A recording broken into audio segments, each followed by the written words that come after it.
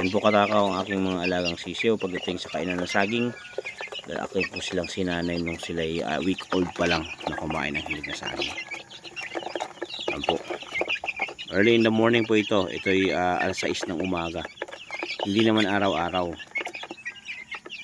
Maganda ito sa kanilang pangangatawan. Tsaka nakakatipid din tayo kahit paano sa mga merienda ng ating mga manok. Ayan po. Bali 3 parents po ito. Kaya magkakaiba yung kulay. At hindi naman tayo sa hindi naman tayong malaking farm. Ito ay lang.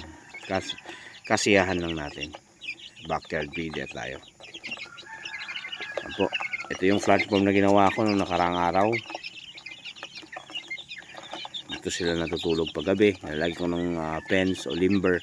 And then kina-cover ko yung limber para hindi malamig. Yun lang po mga ka-chicken. Good morning, good morning.